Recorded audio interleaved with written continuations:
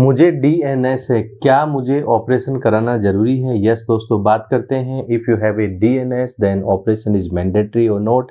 But video में आगे बढ़ने से पहले दिए गए बेल आइकॉन को प्रेस करना एंड यूट्यूब चैनल को सब्सक्राइब करना ना भूलें, जिससे अनेक उपयोगी वीडियोस का नोटिफिकेशन आपको हमेशा की तरह समय समय पे मिलता रहे। दोस्तों, बहुत बार आपने देखा होगा डीएनएस है, कई बार डॉक्टर के पास जाते हैं, सीटी स्कैन कराते हैं, कई बार हेड की सीटी स्कैन कराते हैं, उसमें भी हमें पता नहीं होता, डॉक्टर कहता है आपको डीएनएस है। सो बड़ा सवाल ये है कि क्या सबको डीएनएस है तो हमें सर्जरी कराने की ज़रूरत है? दोस्तों, सबसे पहले तो ब्रीफ में हमें ये समझना पड़ेगा कि क्या है ये डीएनएस भला और क्या है ये जो है डीएनएस वर्ड। दोस्तों, डीएनएस मीनिंग है डेविएटेड नेजल सेप्टम।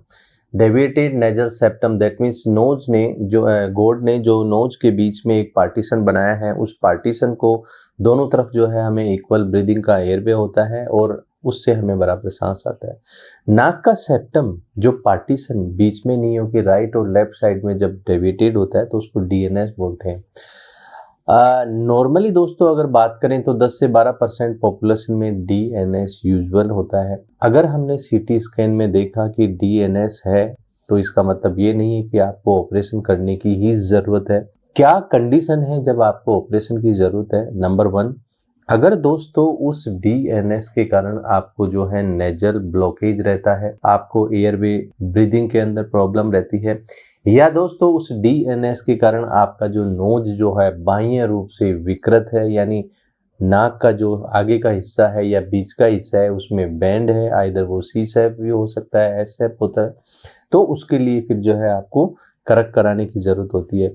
बहुत बार क्या होता है कि आपका अंदर ब्रीदिंग में कोई प्रॉब्लम नहीं है, बाह्य रूप से भी डेविएशन नहीं है, लेकिन फ्रंट लुक में दोस्तों नोज का जो आगे का जो हमारा एक कोलुमेला और जो नोस्टिल है उस डीएनएस के कारण एसिमेट्री है, जिसको हम कोडल सेप्टम डेविएशन बोलते हैं, जिसके कारण बहुत सारे बच्चे जो है आर्मी में भी डिस्क्वालीफाई मिल जाते हैं, पॉइंट निकाल दिया जाता है, उनको सर्जरी कराने की ज़रूरत है। सो दैट मीन्स अगर आप सिम्टोमेटिक हैं उस डीएनएस के कारण तो आपको सर्जरी कराने की ज़रूरत है। दोस्तों, एक कैटेगरी ऐसी होती है कि आपको डीएनएस है, आपको 0% उस डीएनएस से प्रॉब्लम है, फिर भी आपको सर्जरी कराने की ज़रूरत है। दोस्तों, ये कंडीशन वो है if you are a defence aspirant, if you are a army aspirant, अगर आपको आर्मी एयरफोर्स पार्टिकुलरली एयरफोर्स में जाना है तो वहाँ पे जो डीएनएस होता है उसके कारण आपको रेफर मिल जाता है। हो सकता है आपको दिक्कत नहीं है लेकिन उनको दिक्कत है, इसलिए आपको डीएनएस की सर्जरी की ज़रूरत है। तो उस कंडीशन के अंदर आपको प्रॉब्लम नहीं रहते हुए भी उसकी सर्जरी करानी होती है। सो दोस्तों, डीएनएस की सर्जरी ऐसा नहीं है कि जैसे आपको आर्मी एयरफोर्स नहीं जाना, आपको उस डीएनएस के कारण कोई प्रॉब्लम नहीं है, बाह्य रूप से कोई विकृति भी नहीं है, तो हमें कतई डीएनएस के ऑपरेशन की ज़रूरत नहीं है।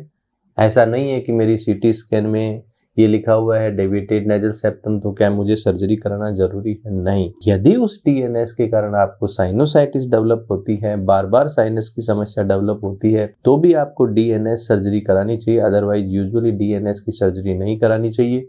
सो दोस्तों, ये है दिमाग का आपका जो है मिथ, भाई आपको मेरे को डीएनएस है तो कब सर्जरी करानी चाहिए और कब नहीं करानी चाहिए। सो दोस्तों, it's a very good information, so I think this information is very useful to you. You can share this information to your family, friends and colleagues, जिससे डीएनएस के लिए एक जागरूकता डेवलप हो सकता है ये वीडियो उनको काम आए। Thank you.